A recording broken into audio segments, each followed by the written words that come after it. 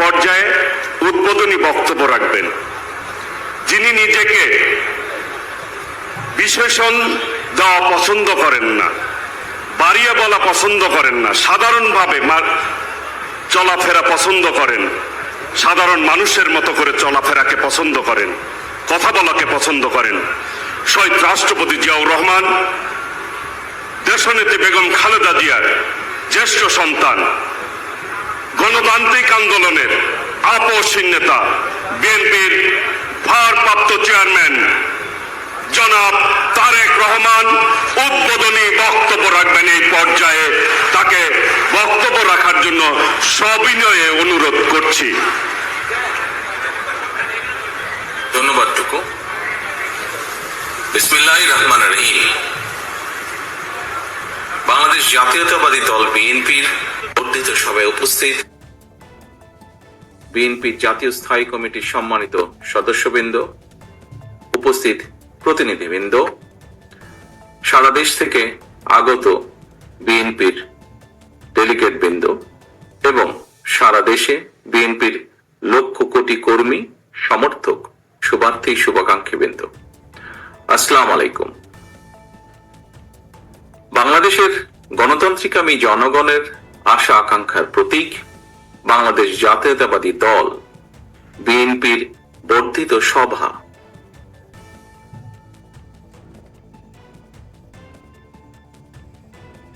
বিএনপির সর্বশেষ বর্ধিত সভা অনুষ্ঠিত হয়েছিল 2018 সালের 4 ফেব্রুয়ারি।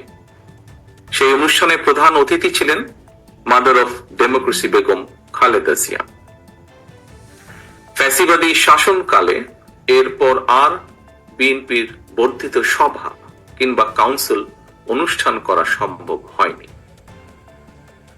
চিকিৎসাধীন থাকায় দেশনেত্রী বেগম খালেদা জিয়া আজকের এই গুরুত্বপূর্ণ সভায় উপস্থিত থাকতে পারেননি। তবে তিনি এই সভার সাফল্য কামনা করেছেন। তিনি আপনাদের কাছে দোয়া চেয়েছেন। প্রিয় সহকর্মীবৃন্দ, দেশনেত্রীর শারীরিক সুস্থতার জন্য আমরা আল্লাহর দরবারে দোয়া কামনা করছি। এই মানুষটির সম্মোহনী ব্যক্তিত্ব আর সুদক্ষ নেতৃত্বে বিএনপিকে পৌঁছে দিয়েছিল সারা দেশের প্রতিটি গ্রামে, প্রতিটি ঘরে। আজকের এই বর্ধিত সভা শুরুতেই আমি বিএনপির প্রতিষ্ঠাতা, স্বাধীনতার ঘোষক শহীদ রাষ্ট্রপতি জিয়াউর রহমানকে শ্রদ্ধার সাথে স্মরণ করতে চাই। তিনি একদলীয় অভিশপ্ত বাকশালের অন্ধকারচ্ছন্ন বাংলাদেশে জ্বালিয়েছিলেন গণতন্ত্রের আলো। মরহুম শেখ মুজিবুর রহমানের নিষিদ্ধ করা সকল রাজনৈতিক দলগুলোকে বাংলাদেশে রাজনীতি করার সুযোগ করে দিয়েছিলেন শহীদ জিয়া। জনগণের ভালোবাসায় ধন্য বিএনপির হাতে গণতন্ত্রের ঝান্ডা তুলে দিয়েছিলেন। প্রিয় সহকর্মীবৃন্দ, বিএনপির জন্ম থেকে আজ পর্যন্ত গণতন্ত্র প্রতিষ্ঠা এবং স্বৈরাচার বিরোধী ধারাবাহিক আন্দোলনে যারা শহীদ হয়েছেন, আহত হয়েছেন, স্বজন হারিয়েছেন, যেসব পরিবার নিদারুণ দুঃখ কষ্টের মুখোমুখি হয়েছেন, যাদের ঘাম, শ্রম, মেধায় বিএনপি আজ আপামর জনগণের কাছে দেশের সবচেয়ে বিশ্বস্ত রাজনৈতিক প্রতিষ্ঠানে পরিণত হয়েছে, আজকের এই বর্ধিত সভার শুরুতেই আমি তাদের প্রত্যেকের অবদানকে কৃতজ্ঞতার সঙ্গে স্মরণ করতে চাই। প্রিয় সহকর্মীবৃন্দ, সর্বোপরি 1971 সালের মহান মুক্তিযুদ্ধের লাখো শহীদ, দেশে গণতন্ত্র ও মানবাধিকার প্রতিষ্ঠার দীর্ঘ ধারাবাহিক সংগ্রামে যারা শহীদ হয়েছেন, 2024 সালের জুলাই আগস্টে তাবেদার অপশক্তির বিরুদ্ধে দলমত নির্বিশেষে স্বাধীনতা রক্ষার যুদ্ধের সাহসী বীর আবু সাইদ, ওয়াসিম, মুগ্ধ, রিয়া গোপ, আব্দুল আহাদ সহ বিএনপির 5 শতাধিকর হাজারো শহীদ এবং আহত মুক্তিযোদ্ধাদের গভীর শ্রদ্ধার সঙ্গে স্মরণ করতে চাই। নেতৃবৃন্দ, হাজারো শহীদের আত্মত্যাগের মধ্য দিয়ে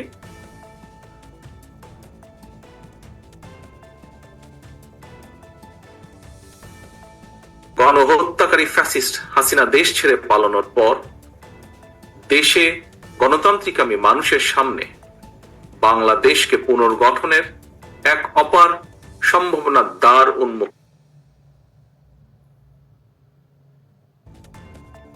করার জন্য এই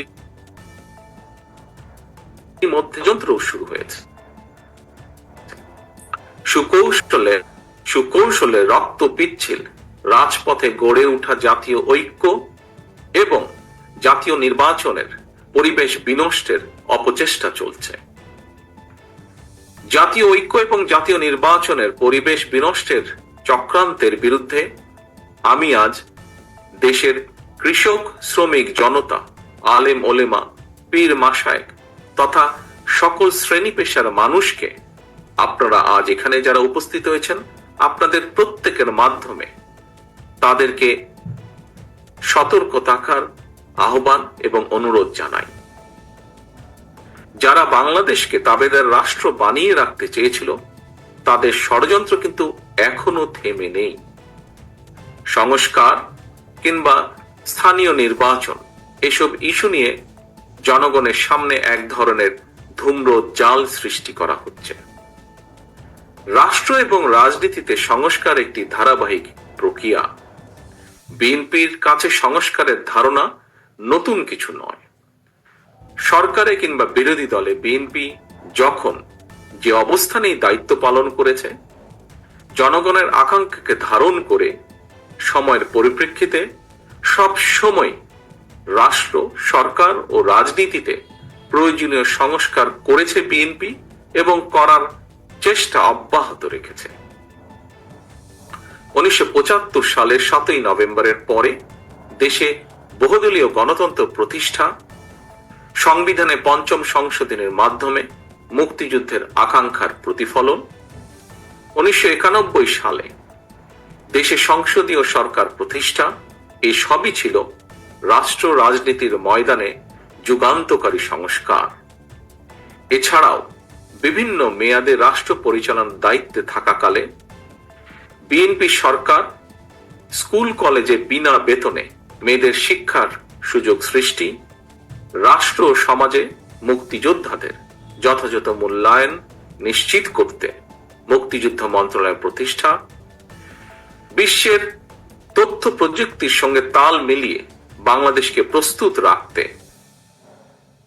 বিজ্ঞান এবং তথ্য প্রযুক্তি বিষয়ক মন্ত্রণালয় প্রতিষ্ঠা, প্রবাসী বাংলাদেশীদের কল্যাণ নিশ্চিত করতে প্রবাসী কল্যাণ ও বৈদেশিক কর্মসংস্থান মন্ত্রণালয় প্রতিষ্ঠা,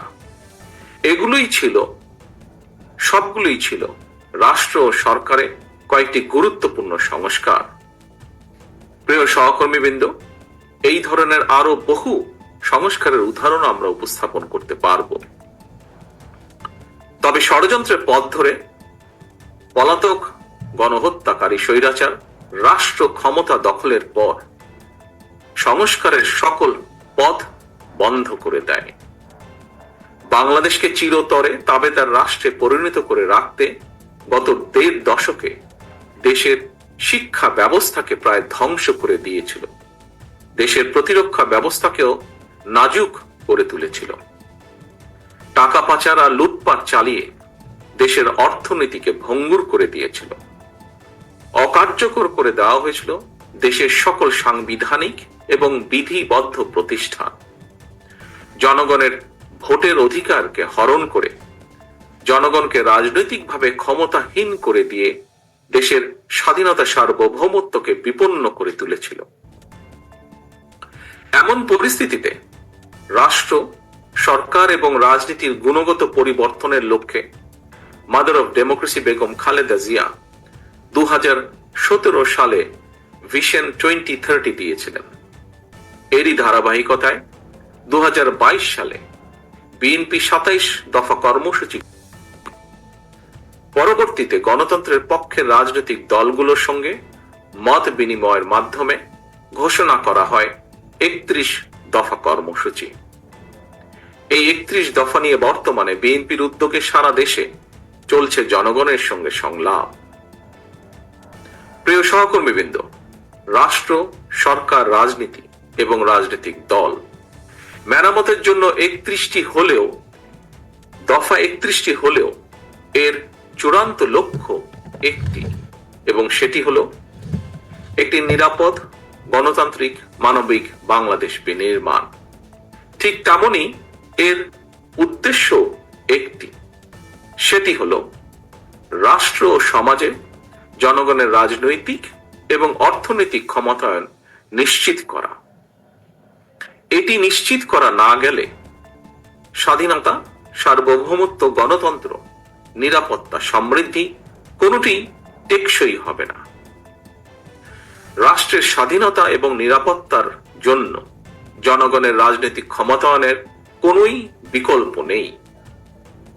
রাষ্ট্র এবং সমাজে জনগণের রাজনৈতিক ক্ষমতায়ন নিশ্চিত করার পূর্ব শর্ত হল প্রতিটি নাগরিকের ভোট প্রয়োগের অধিকার বাস্তবায়ন, এবং এ লক্ষ্যেই একটি রাজনৈতিক দল হিসাবে বিএনপি বারবার জনগণের ভোটে জনগণের কাছে দায়বদ্ধ সরকার প্রতিষ্ঠা করার লক্ষ্যে জাতীয় নির্বাচনের দাবি জানায়। একজন রাজনৈতিক কর্মী হিসাবে আমি বিশ্বাস করি আজ এবং আগামী দিনের রাজনীতিতে বিএনপির এই 31 দফা হচ্ছে একটি বৈষম্যহীন গণতান্ত্রিক মানবিক বাংলাদেশ প্রতিষ্ঠার সনদ। তবে এই 31 দফাই শেষ কথা নয়। সময়ের প্রয়োজনে রাষ্ট্র, সরকার, রাজনীতি ও রাজনৈতিক দলের সংস্কারের জন্য এই 31 দফাতেও সংযোজন বিয়োজনের সুযোগ রয়েছে। এমনকি বিএনপির 31 দফার সঙ্গে বর্তমান অন্তর্বর্তীকালীন সরকারের সংস্কার প্রস্তাবের খুব বেশি ইস্যুতে মৌলিক বিরোধ নেই।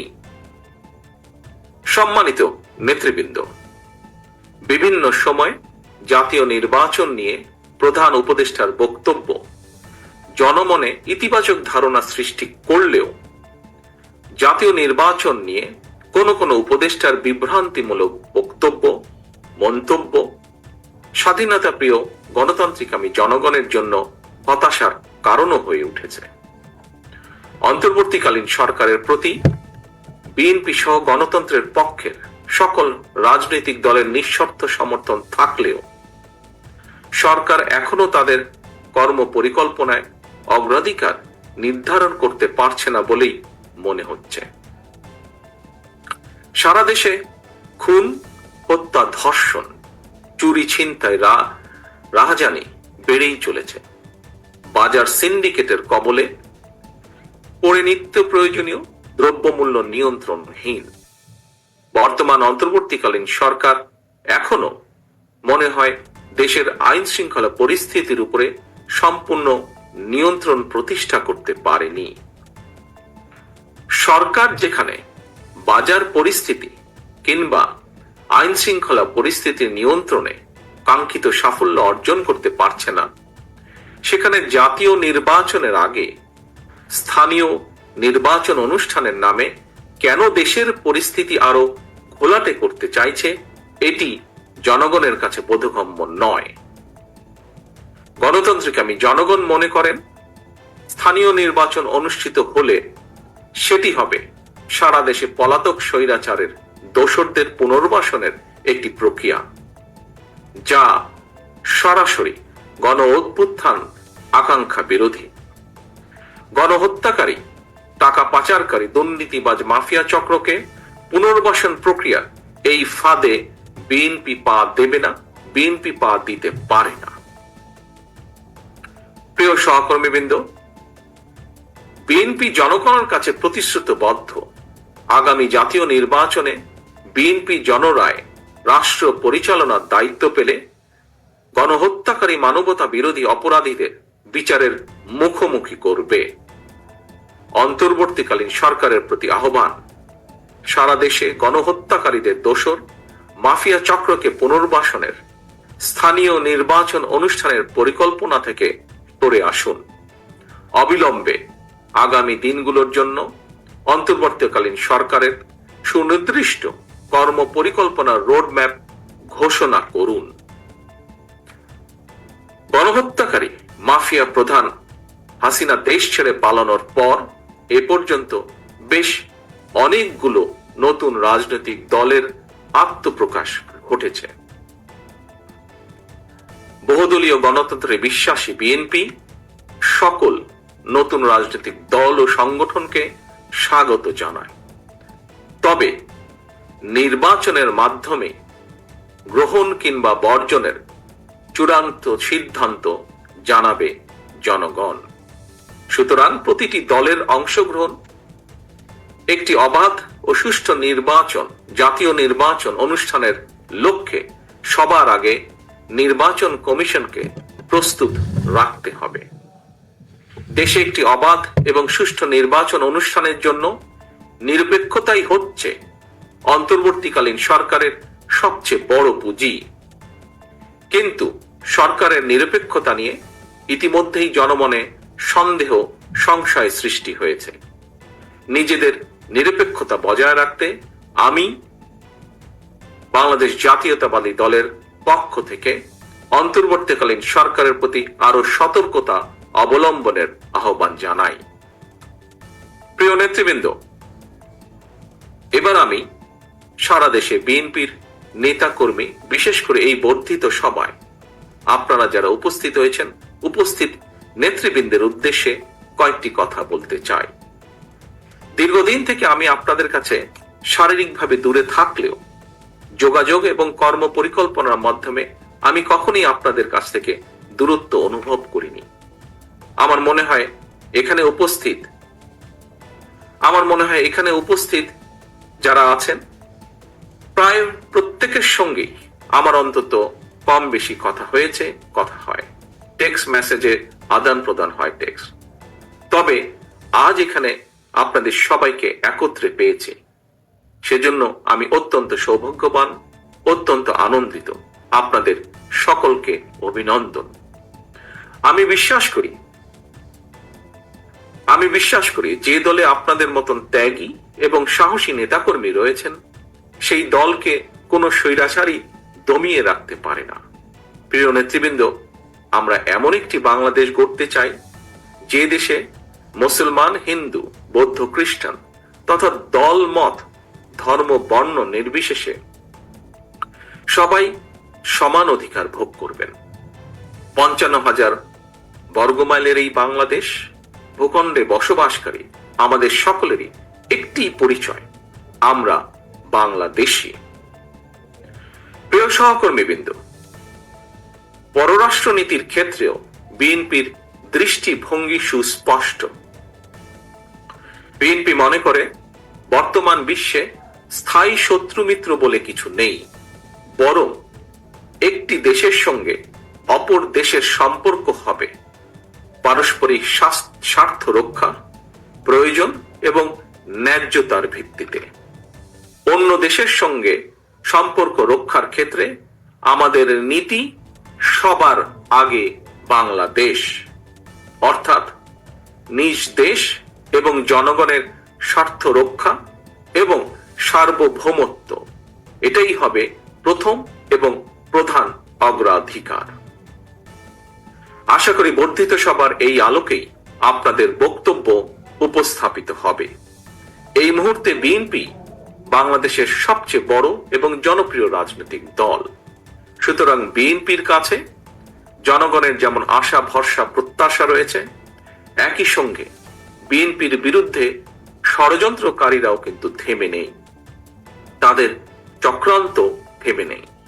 সুতরাং এই চক্রান্তকারীদের মোকাবেলা করে কিভাবে দলকে আরো শক্তিশালী এবং সুসংহত করা যায়, আমি আশা করি আপনাদের আলোচনায় সেই সম্পর্কেও সুনির্দিষ্ট প্রস্তাব থাকবে। প্রিয় সহকর্মীবৃন্দ, সারা দেশে তৃণমূল পর্যায়ের কৃষক, শ্রমিক, দরিদ্র, মেহনতি, স্বল্প আয় কিংবা মধ্যবিত্ত, নিম্ন মধ্যবিত্ত, পাশাপাশি ছাত্র ছাত্রী, তরুণ তরুণী তথা সকল শ্রেণীর পেশার মানুষের স্বার্থ রক্ষা এবং জীবন উন্নয়নে আপনাদের নিজ নিজ এলাকা ভিত্তিক কি ধরনের পদক্ষেপ নেওয়া যায়, আশা করি আপনাদের বক্তব্যে সেই বিষয়গুলো উঠে আসবে। দলের সাংগঠনিক কার্যক্রমের পক্ষে অথবা বিপক্ষে অবশ্যই আপনারা সুনির্দিষ্ট বক্তব্য তুলে ধরবেন। তবে এই বিষয়ে আপনাদের দৃষ্টি আকর্ষণ করে বলতে চাই, সেটি হলো বিএনপি একটি বৃহৎ পরিবার। এই পরিবারে নানা বিষয়ে আমাদের মতের অমিল থাকতেই পারে। সুতরাং বক্তব্য দেওয়ার সময় ব্যক্তিগত পর্যায়ের বিরোধকে এড়িয়ে যাওয়াই বাঞ্ছনীয় বলে আমি মনে করি। আমরা সবাই আমাদের ঐক্যের শক্তির সক্ষমতা সম্পর্কে অবহিত। সহকর্মীবৃন্দ, ঐক্যই আমাদেরকে বারবার বিজয় আর সফলতা এনে দিয়েছে। সুতরাং আমাদের অবশ্যই খেয়াল রাখা অত্যন্ত জরুরি, আলোচনা সমালোচনা যেন নিজেদের মধ্যেকার ঐক্য বিনষ্টকারী কিংবা দলের ক্ষতির কারণ না হয়। আরো একটি বিষয় আমি আপনাদের দৃষ্টি আকর্ষণ করে বলতে চাই, নেতা নেত্রীদের সম্পর্কে আপনারা বক্তব্য দেওয়ার সময় দয়া করে প্রশংসা সূচক শব্দ চয়নের ক্ষেত্রে আরো বেশি সতর্কতা, বুদ্ধিমত্তা এবং পরিমিতের বোধের পরিচয় দেবেন আপনারা। সারা দেশে বিএনপির সর্বস্তরের নেতাকর্মী, সমর্থক ভাই ও বোনেরা, গত ১.৫ দশকে সারা দেশে বিএনপি সহ গণতন্ত্রের পক্ষে বিভিন্ন দল ও মতের নেতাকর্মীদেরকে অবর্ণনীয় নির্যাতন, নিপীড়ন সহ্য করতে হয়েছে। কেবল বিএনপিরই প্রায় ৬০ লক্ষেরও বেশি নেতাকর্মীর বিরুদ্ধে ১.৫ লাখ রাজনৈতিক হয়রানিমূলক মামলা দেওয়া হয়েছে। বিএনপির কেন্দ্রীয় নেতা ইলিয়াস আলী, কমিশনার চৌধুরী আলমের মতন অনেক নেতাকর্মীরা আজ পর্যন্ত নিখোঁজ খুঁজে পাইনি আমরা। শুধুমাত্র বিএনপি করার অপরাধে হাজার হাজার নেতাকর্মী সমর্থককে গুম, খুন, অপহরণ করা হয়েছে। তবুও বিএনপির নেতাকর্মীরা কেউ দল ছেড়ে যাননি, স্বৈরাচার সঙ্গে করেনি আপোষ। আপনাদের এই সৎ সাহস এবং সততার কারণে বিএনপি আজ শুধু একটি সাধারণ রাজনৈতিক দলই নয়, বরং দেশের গণতান্ত্রিকামী স্বাধীনতা প্রিয় জনগণ বিএনপিকে বাংলাদেশের স্বাধীনতা সার্বভৌমত্বের ভ্যানগার্ড হিসেবে বিশ্বাস করে। এটি একজন রাজনৈতিক কর্মীর জন্য নিঃসন্দেহে একটি বিরাট বড় প্রাপ্তি। এ কারণেই দলের সর্বস্তরের প্রতিটি নেতাকর্মীকে আরো বেশি দায়িত্বশীলতার পরিচয় দিতে হবে, আচরণে হতে হবে আরো বেশি সতর্ক এবং সংযত। তবে দেশের পরিবর্তিত পরিস্থিতিতে কোটি কোটি নেতাকর্মী সমর্থকদের এই বৃহৎ রাজনৈতিক দলের কোন কোন নেতাকর্মী হয়তো নিজের প্রতি সুবিচার করতে পারেননি। তাই আমি আপনাদেরকে আবারও বিএনপির প্রতিষ্ঠাতা, স্বাধীনতার ঘোষক শহীদ রাষ্ট্রপতি জিয়াউর রহমানের একটি বার্তা স্মরণ করিয়ে দিতে চাই। শহীদ জিয়া বলেছিলেন, ব্যক্তির চেয়ে দল বড়, দলের চেয়ে দেশ বড়। দলের প্রতি আপনাদের প্রতিটি নেতাকর্মীর দীর্ঘদিনের সীমাহীন ত্যাগ তীখা আমি গভীর ভাবে উপলব্ধি করি। তারপরও যারা দলের শৃঙ্খলা ভঙ্গের কারণ হবেন, ব্যক্তির চেয়ে দলের স্বার্থকে প্রাধান্য দিতে গিয়ে আমাকে বাধ্য হয়ে সাংগঠনিক ব্যবস্থা নিতে হয়েছে, নিতে হবে। দলীয় শৃঙ্খলা ভঙ্গ কিংবা দলের ইমেজ ক্ষুণ্ণ হয় এমন কোন কাজকে বিএনপি বিন্দুমাত্র প্রশ্রয় দেবে না। জনগণই বিএনপির সকল রাজনৈতিক ক্ষমতার উৎস। বিএনপি জনগণকে বিশ্বাস করে, জনগণও বিএনপিকে বিশ্বাস করে। সুতরাং আপনার প্রতি, আপনাদের প্রতি, বিএনপির প্রতি জনগণের এই ভালোবাসার প্রতিদান দিতে জনগণের সঙ্গে থাকুন, জনগণকে সঙ্গে রাখুন। প্রিয় নেতৃবৃন্দ, বাংলাদেশে গণতন্ত্র এবং বিএনপি সমার্থক। দেশে গণতন্ত্র থাকলে বিএনপি থাকে, গণতন্ত্র বিপন্ন হলে বিএনপির স্বার্থ বিপন্ন হয়। মাফিয়া প্রধানের পলায়নের পর দেশে বর্তমানে গণতান্ত্রিক পরিবেশ ফিরে এসেছে। জাতীয় নির্বাচনের সময় হয়তো ঘনিয়ে আসছে। তাই দলকে কোনো ব্যক্তি নয়, বরং দলকে এ ব্যাপারে ধীরে ধীরে আপনারা প্রস্তুত করুন। আমি গণতান্ত্রিক দেশবাসীর উদ্দেশ্যে একটি বার্তা দিয়ে বলতে চাই, বিএনপি শুধুমাত্র আপনাদের ভোটের পুনরুদ্ধারই নয়, আপনার ভোটের প্রয়োগের অধিকার নিশ্চিত করতে চায়। আপনাদের সমর্থন পেলে বিএনপি এমন একটি সরকার প্রতিষ্ঠা করতে চায় যে সরকার আপনার কাছে, আপনাদের কাছে তথা দেশবাসীর কাছে জবাবদিহি করতে বাধ্য থাকবে। আমি জনগণের বাংলাদেশ জাতীয়তাবাদী দলের পক্ষ থেকে জনগণের সমর্থন চাই সকলের সহযোগিতা। প্রিয় নেতৃবৃন্দ, বর্ধিত সভার শুরুতেই বক্তব্য আর আমি বাড়াতে চাই না। বর্ধিত সভা শেষে আবারও আপনাদের সঙ্গে কথা হবে ইনশাল্লাহ।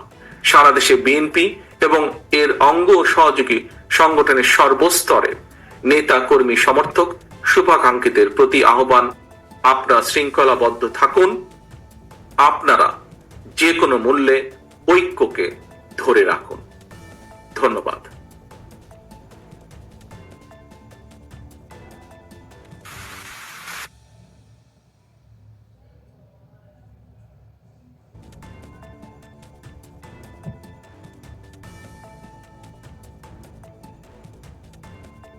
উদ্বোধনী বক্তব্যের জন্য অসংখ্য ধন্যবাদ। এই মুহূর্তে যার বক্তব্য শোনার জন্য আপনারা বিশেষভাবে অপেক্ষা করছেন দীর্ঘদিন পর,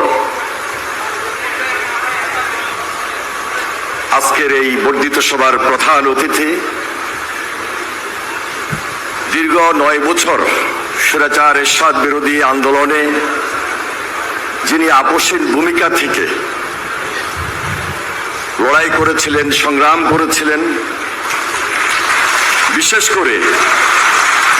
করে বিগত 15-16 বছর আন্দোলন সংগ্রাম করতে গিয়ে এই ফ্যাসিস্ট হাসিনার বিরুদ্ধে রাজপথে থেকেও আন্দোলন করেছেন, লড়াই করেছেন, সংগ্রাম করেছেন। তিনি আমাদের সামনে উপস্থিত দেশনেত্রী বেগম খালেদা জিয়া। আজকের এই সভার প্রধান অতিথি দেশনেত্রী বেগম খালেদা জিয়াকে আমি তার বক্তব্য রাখার জন্য বিশেষভাবে অনুরোধ করছি। আপসহীন দেশনেত্রী Begum Khaleda Zia, mother of democracy, দেশনেত্রী বেগম খালেদা জিয়া।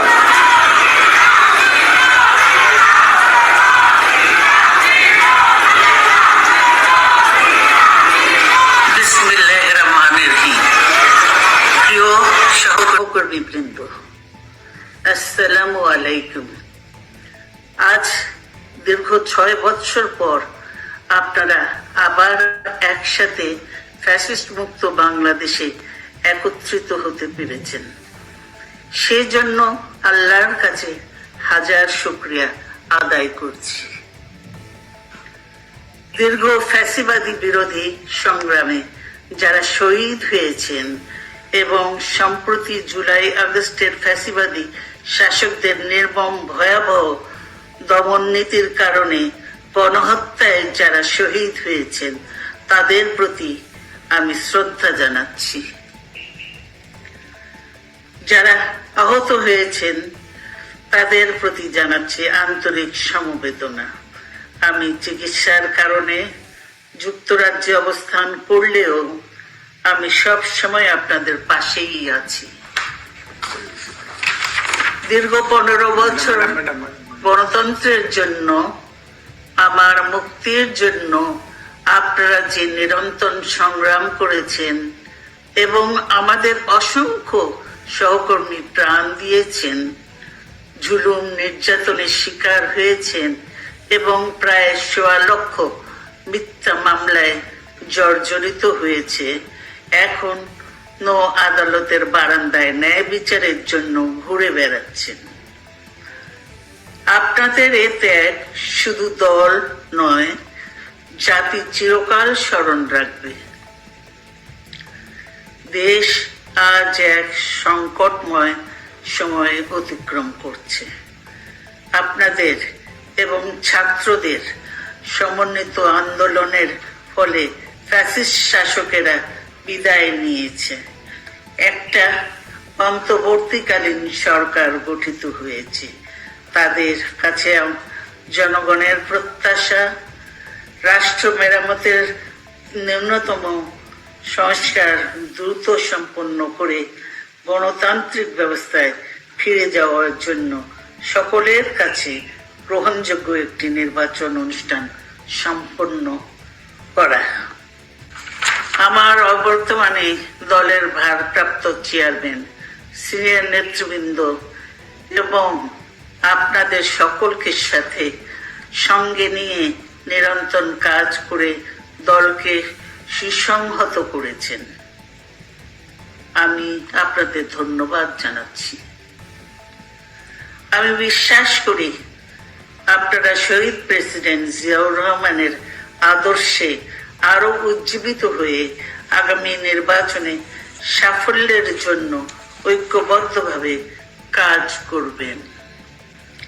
এমন কোনো কাজ করবেন না যাতে আপনাদের এতদিনকার সংগ্রাম আত্মত্যাগ বিফলে যায়।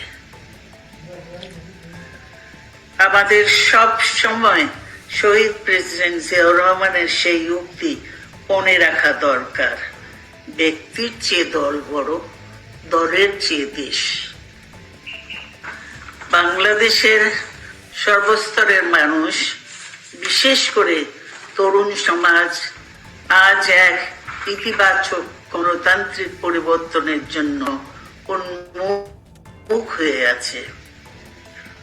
ক্ষুদ্র ক্ষুদ্র সংকীর্ণতা ভুলে দেশ ও জাতির বৃহত্তর স্বার্থে আমাদের কাজ করতে হবে। এখনো ফ্যাসিস্টদের দোসররা এবং বাংলাদেশের শত্রুরা গণ অভ্যুত্থানের মাধ্যমে প্রাপ্ত অর্জনকে নস্যাৎ করার জন্য গভীর চক্রান্তে লিপ্ত রয়েছে। ইস্পাত কঠিন ঐক্যের মাধ্যমে জনগণকে সঙ্গে নিয়ে এবং চক্রান্ত নির্মাণের জন্য আমাদের সকলকে প্রাপ্ত এই অর্জনকে সুসংগত এবং ঐক্যকে আরো বেগবান করি। আমি যুক্তরাজ্য থেকে অসুস্থ অবস্থায় আপনাদের আহ্বান জানাতে চাই, আসুন জনগণকে সম্পৃক্ত করে বাংলাদেশ জাতীয়তাবাদী দলকে পূর্বের ন্যায় আন্দোলন, সংগ্রাম ও রাষ্ট্র পরিচালনায় নেতৃত্ব প্রদানে আরো ঐক্যবদ্ধ এবং সুসংগতভাবে গড়ে তুলি। আপনাদের মাধ্যমে ছাত্র, যুবক সহ দেশবাসীর কাছে আহ্বান রাখতে চাই, আসুন প্রতিহিংসা, প্রতিশোধ নয়, পারস্পরিক ভালোবাসা ও ভ্রাতৃত্বের মাধ্যমে আমরা সকলে মিলে আমাদের প্রিয় মাতৃভূমিকে, বাংলাদেশকে সত্যিকার অর্থেই একটি বাসযোগ্য, উন্নত ও গণতান্ত্রিক রাষ্ট্রে পরিণত করি। আল্লাহ হাফেজ। বাংলাদেশ জিন্দাবাদ। নতুন নতুন শীর্ষ খবরের জন্য চ্যানেলটিকে লাইক, কমেন্ট, শেয়ার, সাবস্ক্রাইব অথবা ফলো করুন।